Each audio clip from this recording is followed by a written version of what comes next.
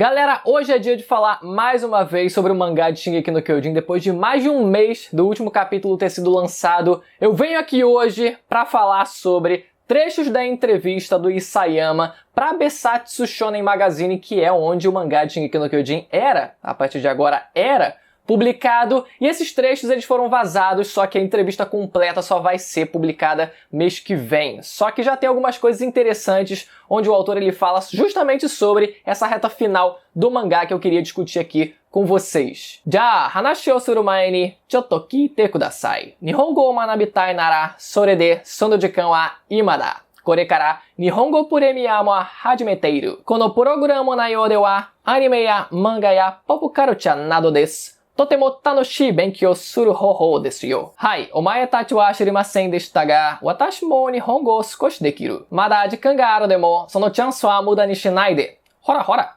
Hayaku ikenasai. Pois é, galera, as matrículas para o Nihongo Premium estão abertas até o dia 18 de maio. Então, se você quiser saber mais sobre o curso, saber sobre método, valores, quiser tirar todas as suas dúvidas, eu vou deixar o link na descrição e também no comentário fixado. Não perde essa oportunidade de dar início à sua jornada no aprendizado da língua japonesa de vez ainda em 2021. Mas já aproveita para dizer nos comentários o que vocês estão sentindo depois de um mês de muita reflexão sobre esse final do mangá, beleza? Já deixa esse comentário antes de mais nada, porque agora vamos lá falar sobre o primeiro trecho dessa entrevista. Aqui o Isayama ele diz, se liga, o primeiro rascunho do último capítulo tinha a última página dividida em cerca de 5 quadros, mas eu fiquei com a sensação de que não conseguia fazer ela direito. Nessa época, se liguem, a última página era uma cena dos três, entre parênteses aqui, Eren, Mikasa e Armin, correndo em direção a uma colina. Depois de falar com o meu editor responsável e os outros, eu decidi mudar às pressas, e o resultado é o que vocês viram na edição da revista. É engraçado como se você lê numa entonação diferenciada essa última página, e o resultado é o que vocês viram na revista, na edição da revista. Tipo assim, o resultado foi essa porra que vocês viram. Mas eu acredito que não foi nessa entonação, foi mais numa necessidade mesmo de ter que mudar. Um detalhe curioso é que a capa do volume 34 é justamente os três, o trio principal, o Eren, a Mikasa e o Armin, ele lá no topo da colina debaixo daquela tradicional árvore que a gente viu não só no primeiro episódio, mas também no último capítulo do mangá. Então talvez ele quisesse reproduzir um pouco dessa cena dentro do próprio último capítulo mesmo. Só que ficaria algo muito simbólico e metafórico. Encaixaria totalmente com a proposta de várias coisas, de vários elementos do mangá, mas como os personagens eles não estavam lá presentes de forma concreta, talvez nessa última página pelo menos não se encaixasse tanto, talvez tenha sido melhor realmente a Mikasa sozinha naquela última página. Tem também o lado oposto da capa do volume 34, que mostra todas as outras crianças principais do elenco de Shingeki no Kyojin também ali presentes. Aquilo é um ótimo complemento, mas que obviamente não seria o caso deles também estarem juntos ali, caso essa cena ela fosse inclusa no capítulo em si. Mas aqui que fica mais interessante, vamos seguir. O que ele diz também é que na revista Besatsu, o volume de páginas para um capítulo são de 51, mas no mangá encadernado eu posso acrescentar mais 8 páginas. Então eu quero terminar a última parte da história, o que eu não consegui fazer na revista.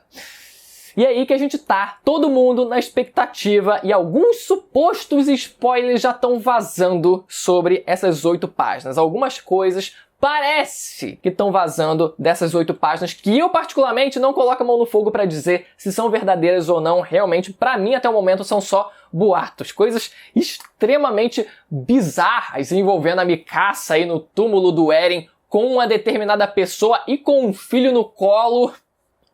Ela realmente teria seguido a vida dela adiante, quem sabe também com o fazendeiro Kun, que engravidou a história, engravidou também a Mikasa, ou será que foi o Jean? A gente não sabe, já fizeram até montagem disso que eu vi hoje, eu achei um negócio bizarro, a fanart que eu vi hoje retratando isso. E outra coisa, dizendo também que a guerra não acabou e que o poder dos titãs não desapareceu, que na verdade Parades é destruída no final de tudo. Caraca, mas isso seria um final completamente diferente. Não teria como ser assim. Ao meu ver, não teria como você encaixar tudo isso em meras 8 páginas. Você mudaria muita coisa, ele teria que mudar praticamente o capítulo final inteiro. Então não acho que vai ser uma mudança tão grotesca nesse nível. Pode ser que o primeiro caso, já que envolve só ali as últimas páginas do capítulo, até tenham uma alteração, né? Mas eu acho que essas 8 páginas elas vão servir mais como um complemento do que outra coisa.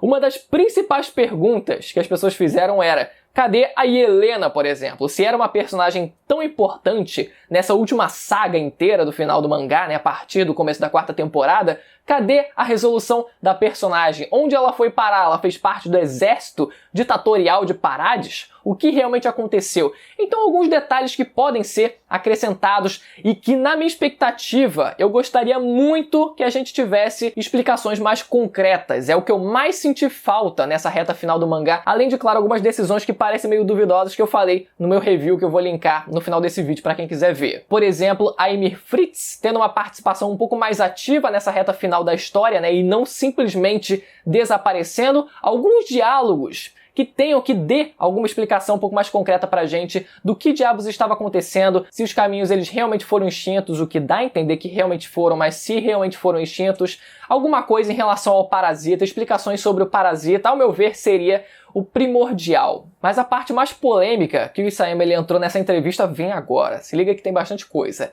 Eu acho que da forma que foi desenhado, pode ser fácil de se confundir que o Armin ele aprovou o massacre, porque eu acho que a forma que eu desenhei foi muito imatura. Apesar do Armin não aprovar as ações horrendas do Eren, ele foi beneficiado pelo massacre, não importa quais as suas intenções. Quando o Armin ele disse adeus ao Eren pela última vez, onde ele não podia ser entendido por ninguém, ele queria, na verdade, se aproximar do Eren o máximo possível, dizendo obrigado por ser um assassino, entre aspas. Essa última parte da história me fez perceber que esse era um tema difícil para eu desenhar e eu, na verdade, me arrependo de não ter conseguido expressar direito isso no mangá. Claro que, para algumas pessoas, toda essa explicação do Isayama seja nada mais, nada menos do que uma justificativa editorial para ele não ser rechaçado por uma parcela que condenou ele politicamente por ter feito aquele final do mangá. Mas, ao meu ver, faz sim sentido que ele não tenha conseguido se expressar da